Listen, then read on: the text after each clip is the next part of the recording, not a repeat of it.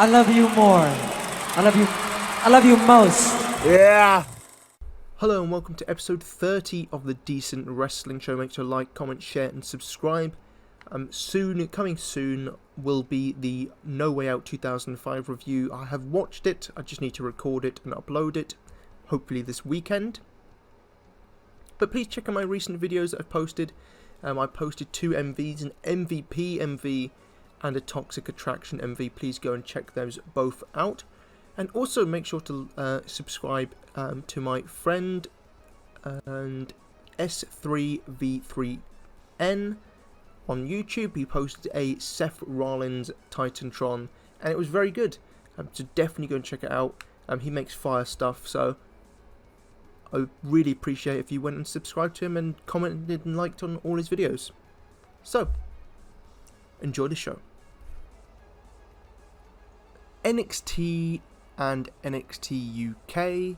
This was NXT Vengeance Day, which took place on the 15th of February, and what a show it was. It was a phenomenal show, as usual from NXT 2.0, but even better than usual.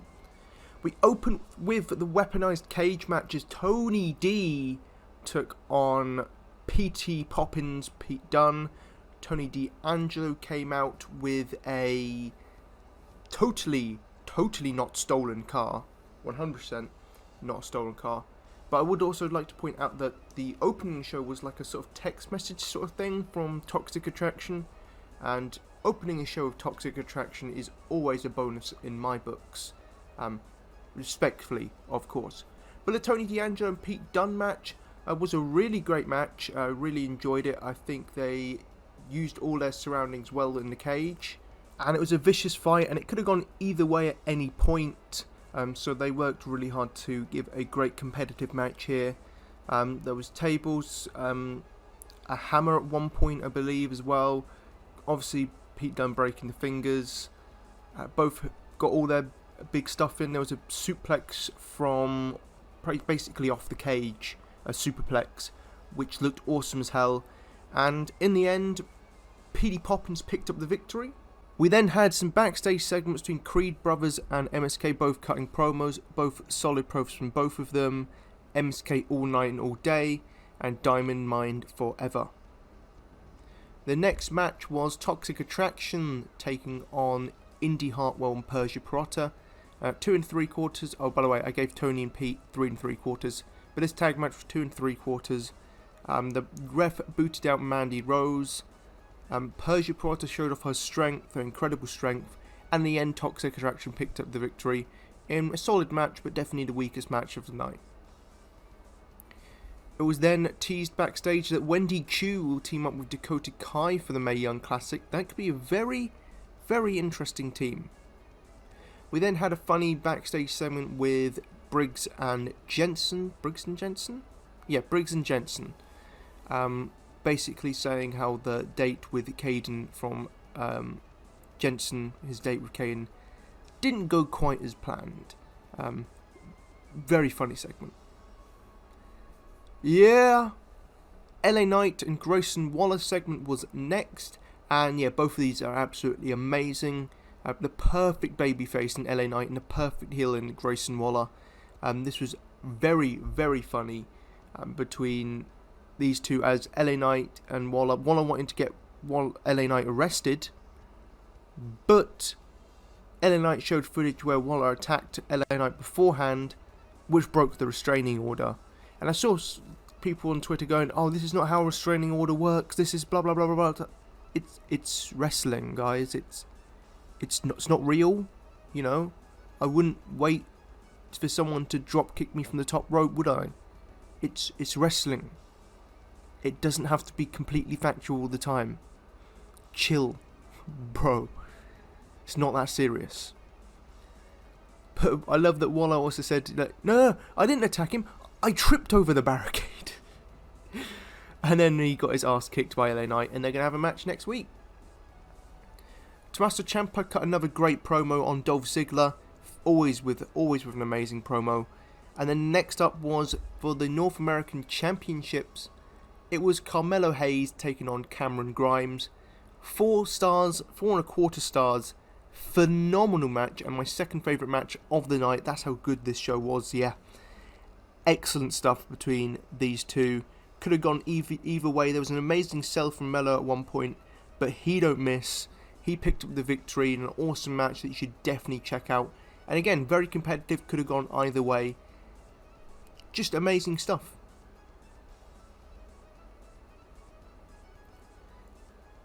Io and Kaylee Ray backstage segment, breaking stuff. Io seems to like Kaylee Ray a lot more than she did Zoe Stark. We also got a promo for Nikita Lyons, who will be debuting next week, so it'll be interesting to see how she does, respectfully of course. MSK took on the Creed brothers, 3 3/4. They only got 9 minutes, but it was a sprint of a match, and a great one at that. And I really loved MSK's entrance with Dusty Rhodes theme remixed into it. That was really cool. Just a banger of a match. Creed brothers picked up the victory, huge moment for them.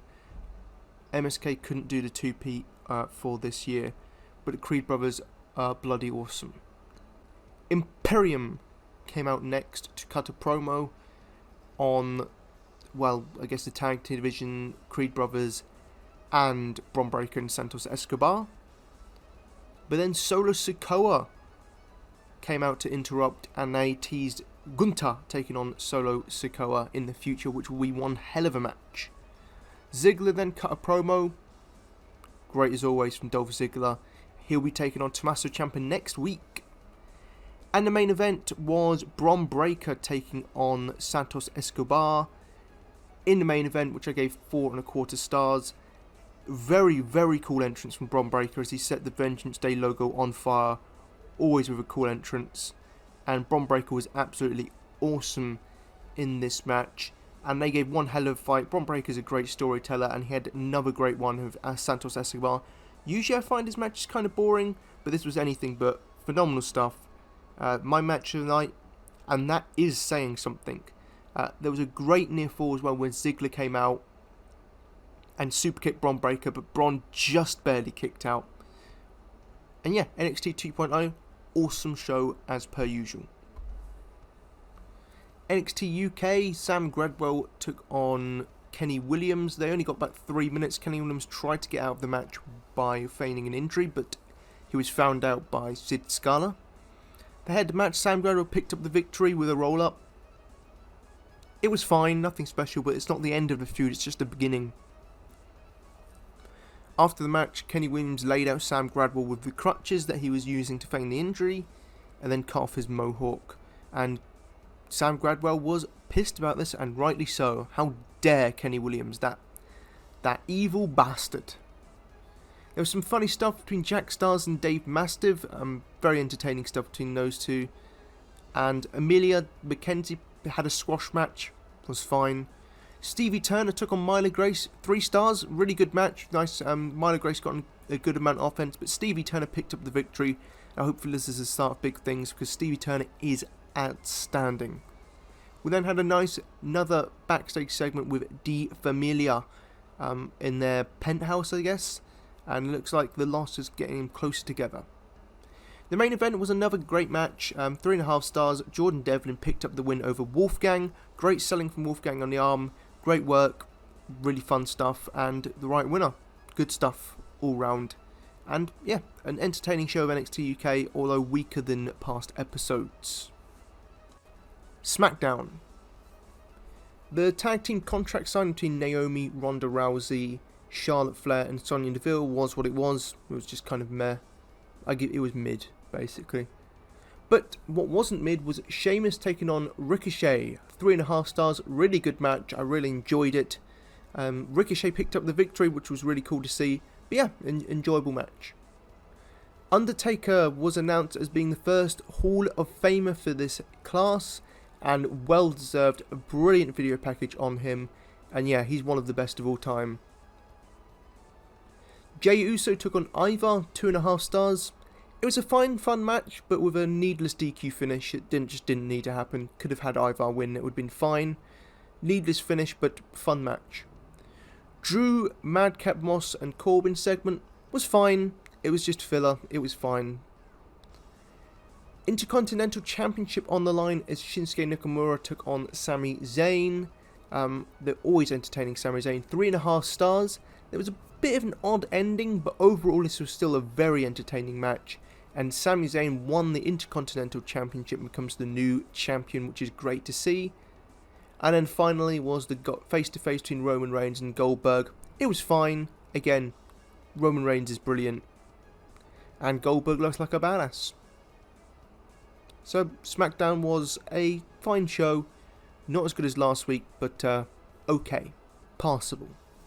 Elimination Chamber 2022. The pre-show was Miz taking on Rey Mysterio. I gave it 3.5 stars. It was a very good pre-show match. Dominic kept interfering on Rey's behalf. Eventually he got kicked out. But it didn't matter because Rey rolled up Miz for the victory. Miz was none too pleased with this. And he brought out a special international superstar who we'll find out later for Monday Night Raw to tag against Rey Mysterio and Dominic, likely at WrestleMania, I would expect. But yeah, a very solid pre-show match. A good match between these two, as you'd expect. The opening started with Goldberg taking on Roman Reigns. Roman Reigns came out, was acknowledged by the Kingdom of Saudi Arabia. Everyone around the world should be acknowledging your tribal chief, Roman Reigns. And I would say Goldberg's entrance always gets me pumped. Always such a cool entrance. Never disappoints. And this match didn't either. It was a very fun match. It only went about 6.5 minutes, but hell of a lot of fun. Goldberg's selling is brilliant, by the way. I mean, he doesn't get enough credit for that, especially on the Superman punch where he jumped up for it. It just looked really good. He made Roman look like an absolute god in this. But he hit his couple of spears and nearly picked up the victory. But eventually Roman Reigns choked him out. And yeah, really good 6-minute match. Fun way to start the show. 3.5 stars. Nice attraction match to open the show up. And Roman Reigns picks up another W. And he said after the match, "I'm a humble tribal chief, but even I surprise my own self with my greatness." Now that's a GOAT right there. That is a GOAT. Next up was the Women's Elimination Chamber match. The 6 women in it: Rhea Ripley, Doudrop, Liv Morgan, Bianca Belair, Alexa Bliss, and Nikki Ash. This was a pretty good match. Again, I gave it 3.5 stars. It was a pretty fun match, fun Elimination Chamber. They really teased Rhea and Bianca Belair going at each other. They had a lot of offense against each other, so that looks like it could be a post-WrestleMania feud going after Bianca Belair wins the title of Becky Lynch, because she won this chamber match. She showed off her strength as well, doing the one-arm lift on, I believe, Liv Morgan she did it on, but it looked cool as hell. She is so strong. Yeah, very good match. I enjoyed it. Right person won. Good booking. And I saw some people complaining about Bianca Belair winning because they wanted Alexa Bliss to win. These are also the same people who complained that Bianca Belair was buried at SummerSlam by losing to Becky. She wasn't buried. It was the beginning of a story. Becky returns, beats Belair for the title, and then you go all the way up to Mania where Bianca Belair finally gets her revenge on Becky and takes the title. Next match was a tag team match as Ronda Rousey teamed with Naomi to take on Sonya Deville and Charlotte Flair. Technically fine match with the correct result, but nothing really more than that. I like Ronda Rousey, she looked great here, but that's about it. Everyone else in the match I couldn't care less about. But hopefully Ronda absolutely slaps the head off Charlotte at WrestleMania. Next up was a tag team match. Not a tag team match, sorry, a Falls Count Anywhere match, as Drew McIntyre took on Madcap Moss. A very good match, much better than I thought it would be. I thought it was going to be mediocre, but it actually turned out to be a really good match. I gave it 3.5 stars as well. A very good Falls Count Anywhere match, both beat each other up. There was one scary moment where a reverse Alabama slam from Drew McIntyre ended with Moss landing straight on his head. It looked really bad, but luckily he was okay to continue. And in the end, Drew McIntyre picked up the victory. Very good match, and I enjoyed it. I enjoyed seeing Drew McIntyre beat the crap out of people, and I'm sure his match with Corbin at WrestleMania will be very good. Lita took on Becky Lynch next in the match of the night for the Raw Women's Championship. I was very, very pessimistic about this match. I didn't think Lita would have a great match, but hey, she did. She pulled her own in this one, and they had a great match. I give it 3 3/4. Definitely match of the night. Surprisingly good. There was a great near fall with the moonsault from Lita. I'm not sure I want to see a full run from Lita, maybe just 1 or 2 matches, but for this, I quite enjoyed it. Also, I made some money thanks to Becky winning here, so thanks for that. The Viking Raiders and the Usos. This match could slap if given time, is what I said, and then it didn't actually happen. The Usos just attacked Viking Raiders and the match never started. Okay, lame. Main event was the WWE Championship Elimination Chamber match, as Bobby Lashley defended his WWE Championship against Brock Lesnar, Austin Theory, AJ Styles, Riddle, and Seth frickin' Rollins. This is actually a really fun match. I especially loved the Brock Lesnar and Theory stuff at the end.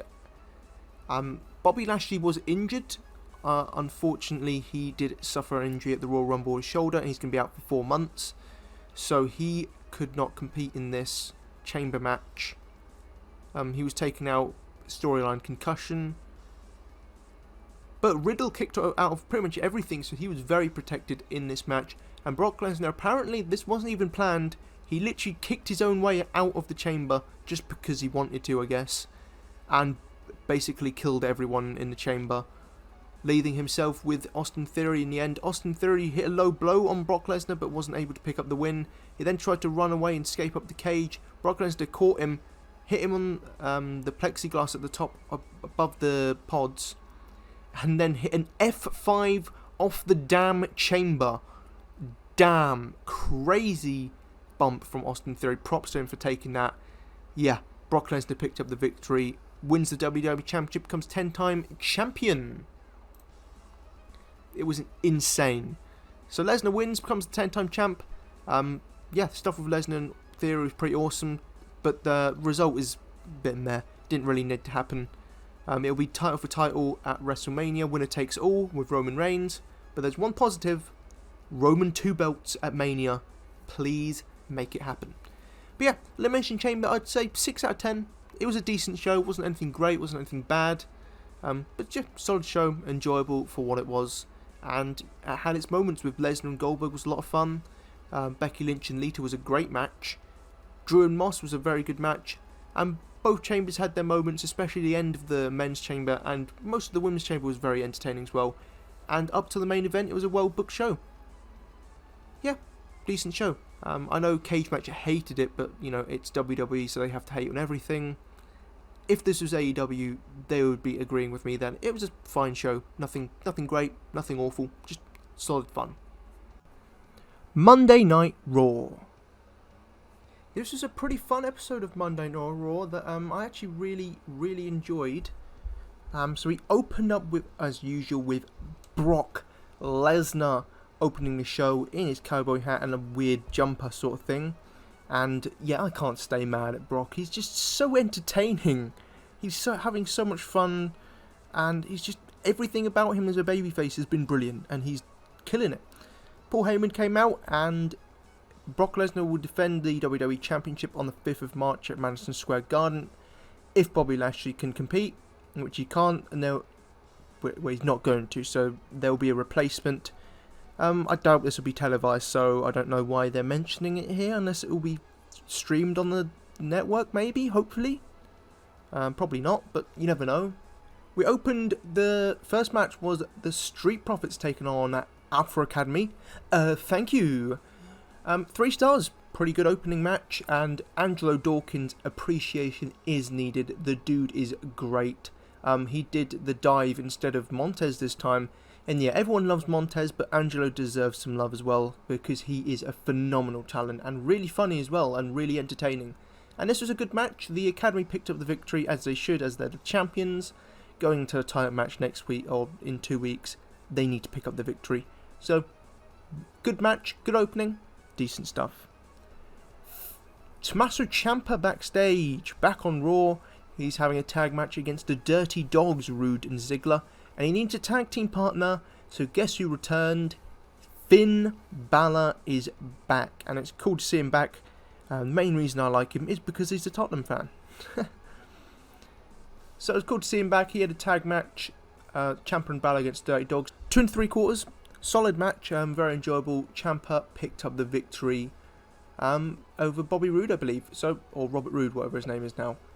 Very, very good, fine stuff. It's cool to see Balor back. We then had Miz TV with the Mysterios and Miz and his mystery partner. He teased it being Cody Rhodes. He teased it was a dashing partner. Turned out that the Miz's tag partner was Logan Paul. The better Paul, by the way. Well, if anyone can make it work, it's going to be the Miz. And at least he has heat. I don't know how the match is going to be. Obviously, Miz is going to carry the match. But it's the celebrity match of the show. You need one on each show. Bad Bunny was last year, and it's Logan Paul this year. If it's going to be someone next year, I'm just saying, KSI would be pretty cool. We had new Veer vignettes. Yeah, they filmed new Veer vignettes, which means that's another 4 months of him not debuting. He's still coming to Raw. Oh, they're really... This is going to be one of those things that goes on so long that it stops being funny, and then it goes back to being funny again. It's ridiculous. Rhea Ripley beat Nikki Ash in like 2 minutes. Fine win for Rhea. Nothing segment, but at least Rhea picked up a victory, I guess. Damien Priest, Shelton Benjamin had a good match. I gave it 3 stars. They only went about 3 minutes, but it was actually very entertaining and nice back and forth. Priest picked up the victory as you'd expect, but Benjamin got a lot more offense than you'd think. The thing with Shelton Benjamin and Cedric Alexander is they're both great talents in the ring. They just lack that. They lack that charisma that you really need to really stand out. Which is why I think I don't see much in Cedric, to be honest, but Shelton Benjamin, move him to Diamond Mine in NXT. I think that would be phenomenal for him. I think he'd work out well there with the Creed brothers and Strong and Shelton Benjamin. I think it would work really well, and I think it would be a great lease of life for him down in NXT. Or move Diamond Mine up and put Shelton Benjamin in the group. I think it'd be really cool to see him work with them, and I think it'd be really good.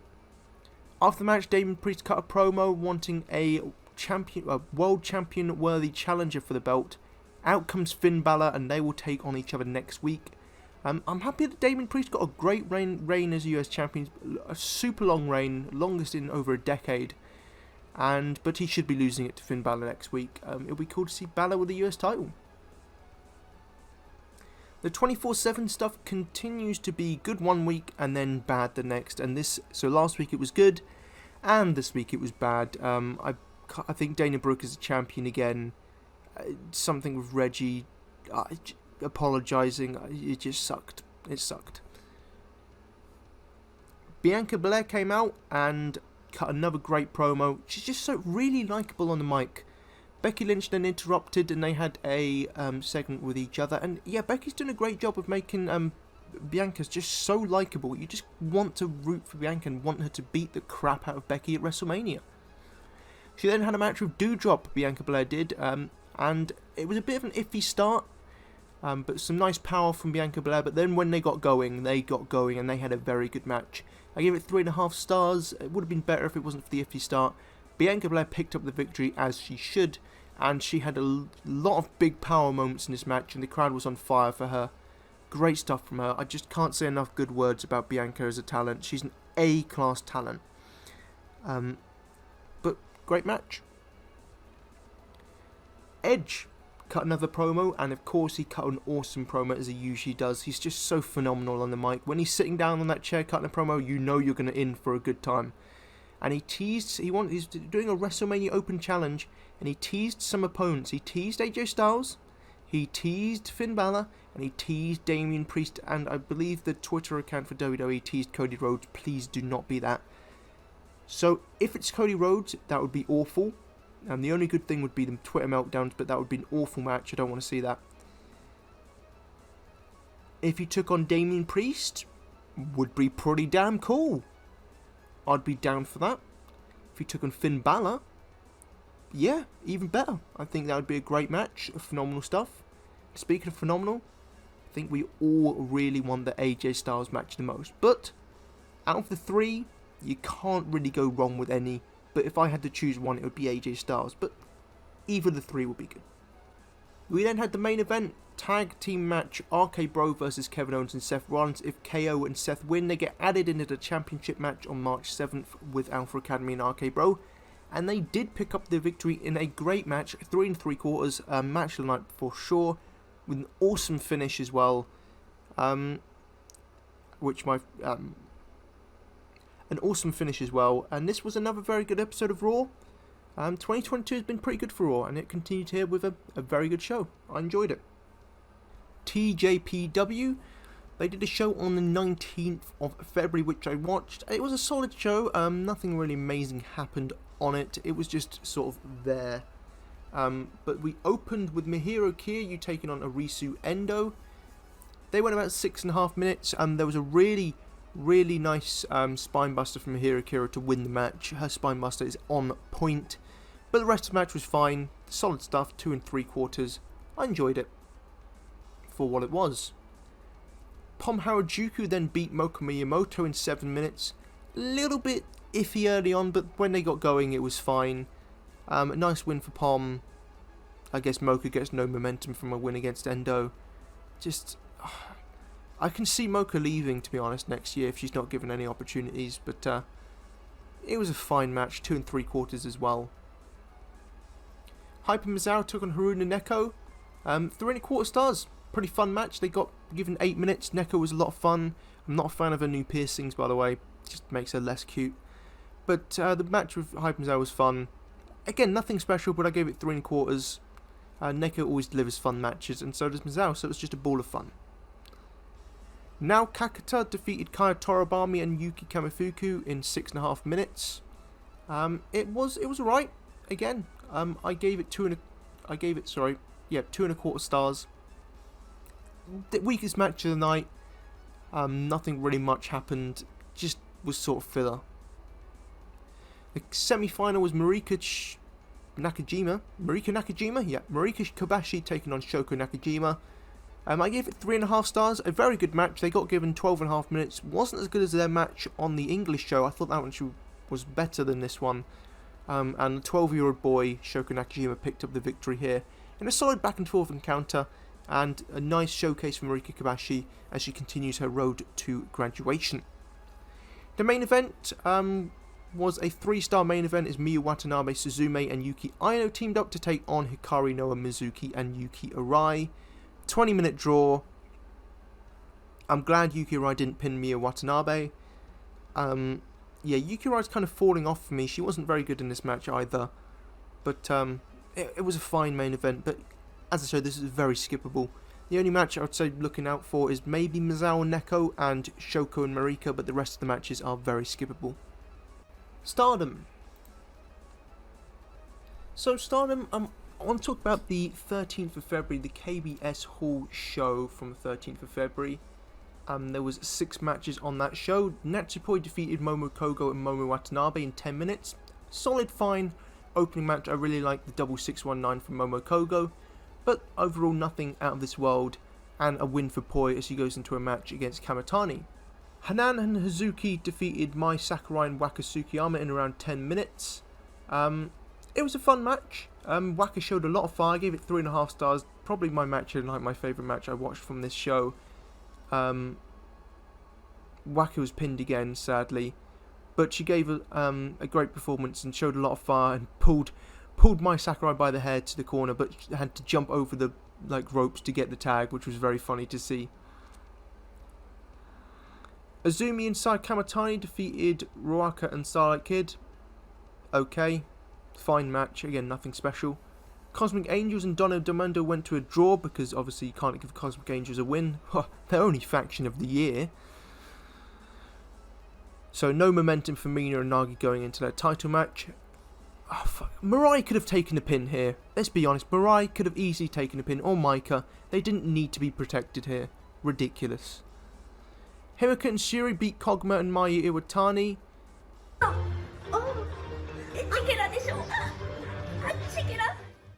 In a disappointing match, I thought it was going to be much better than it was, but it just is a standard tag match. And I didn't watch Tekla and Saka Kashima, because I'm not watching a 14-minute bloody Tekla match. Then we had a show on the 20th of February. There was a 4-way match which I skipped, which was The Clown, Hanan, Mirai and Saya Kamatani. So you have your Future of Stardom champion, you have the recent red belt challenger Mirai, the current white belt champion Saya Kamatani, and guess who wins? The Clown, because that's great booking. She pinned Hanan, the Future of Stardom champion, going into a title match with a loss. Great booking, guys.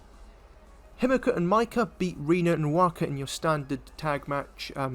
I guess it was standard. I just skimmed through it. Didn't really care for it. Poi and Syuri drew with Azumi and Utami. Utami with new short hair, which looks not as good as long hair. Just saying. Time limit draw. Have to have one in each show. It was match night, 3.5 stars. Fine match, but nothing out of this world. Stars, Hazuki, Koguma, Mayu and Momokogo defeated Mina, Tam, Unagi and Waka taking the pin again. Zero momentum for Mina and Unagi, as they basically lose all their matches up to their title match, and then will lose their title match, despite the fact that they probably bring in more money than Koguma and Hazuki combined. Just saying. Faction of the year, and they're not booked like it at all. Seriously, I don't know what's gone on with Stardom's booking, but it has been absolutely abysmal. I mean, you got Azumi challenging for Starlight Kid, even though Azumi was pinned by Starlight Kid at the last pay-per-view, so that makes no sense.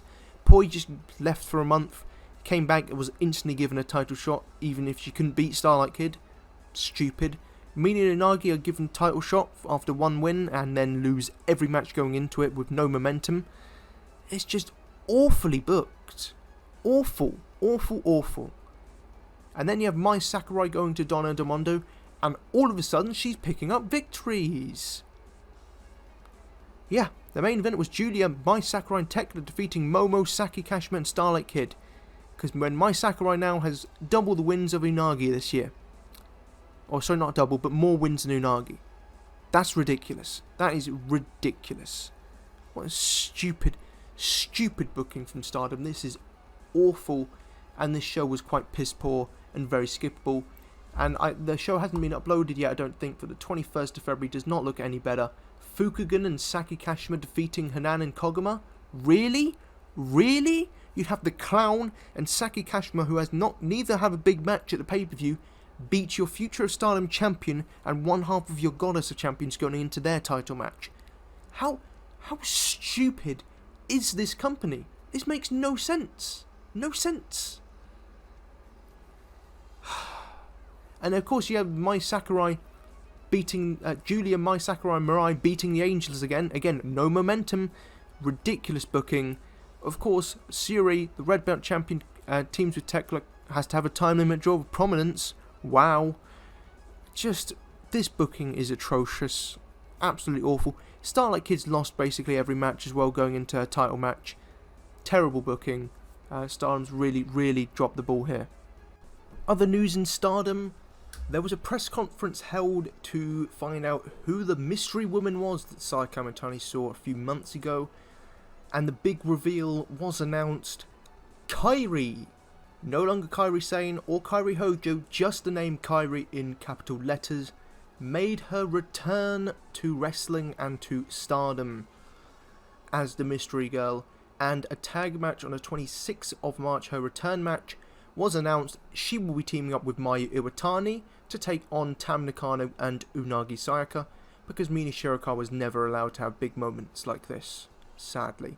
But it should still be an awesome match. Later on, it was then announced that the 27th of March show, the other pay-per-view taking place next month, will feature KAIRI taking on Starlight Kid one-on-one. Should be two awesome matches. KAIRI is going to be awesome. I don't know how long she'll be around. Maybe 1 year, 2 years at maximum. But it's going to be cool to see her around. Hopefully she stays healthy, doesn't hurt herself.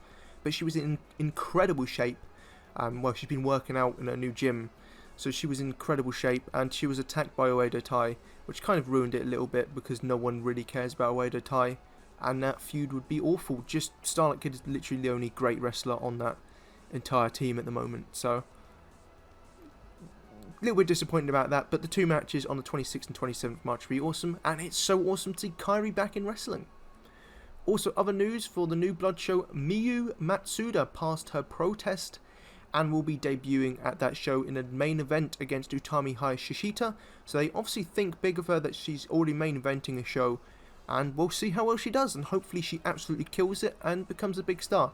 Obviously, she'll probably be losing for 2 years straight, like Lady C has been, but don't expect any wins from her in the next couple of years. But hopefully she develops quickly and becomes a good part of the roster.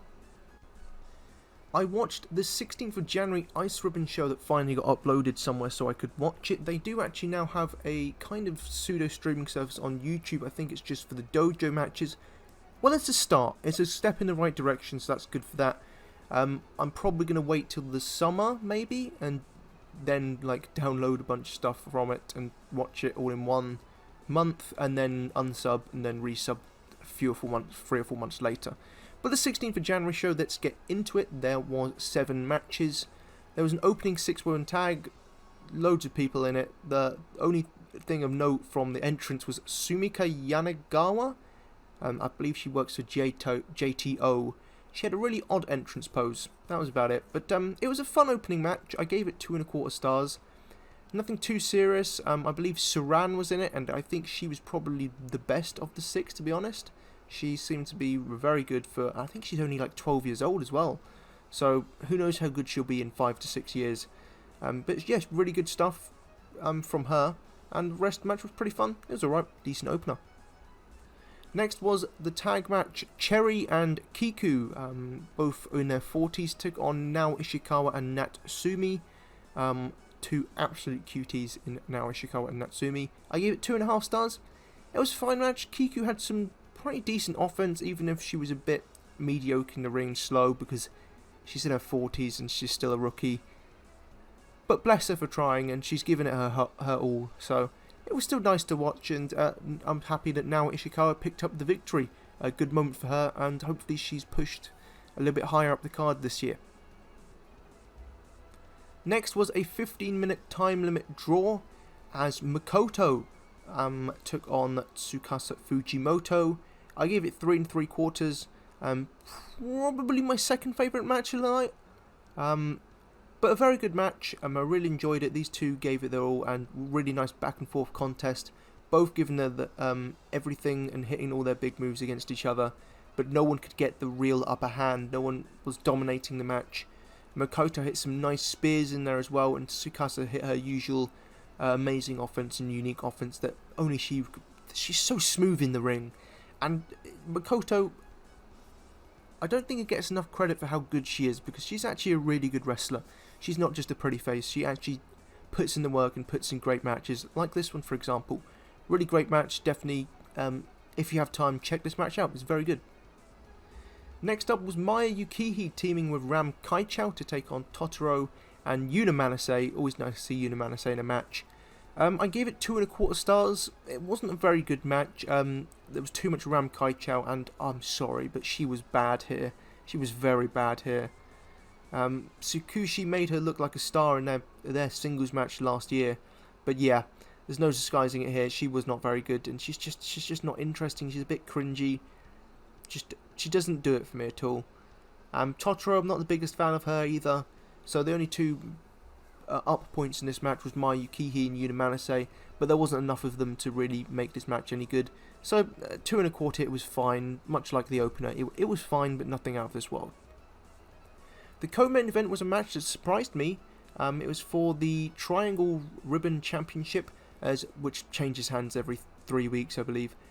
Miyako Matsumoto took on Maika Ozaki and Yuki Mashiro in a 3-way match. And you'd think it would just be comedy, but there actually wasn't. There was a little bit of comedy, of course, thrown in. But it was actually a very well done 3-way match and really enjoyable. All action. Didn't go too long or too short. Felt like the perfect time. I gave it 3 3/4 as well. I would probably say the Makoto Tsukasa match was slightly better, but this was still very good. I really enjoy Yuki Mashiro in the ring. I don't think there was enough of Miyako in this match. She felt kind of out of place in this match, but I loved the stuff with Yuki Mashiro and her offense on both of them, and it really felt like a three-way match. You know, it wasn't like one of them took a breather. It really felt like a fluid three-way match, and it was so awesome to see Yuki Mashiro pick up the victory and become a two belts Mashiro with the triangle belt and her Gacha King belt. Awesome to see, and a very, very great match. The main event was Tsukushi Haruka taking on Ibuki Hoshi, and yeah, definitely go out of your way to check this match out. It was absolutely insanely good, and Ibuki Hoshi again once proves, like she did in her match against Tsukasa Fujimoto, that she can hang in these main events.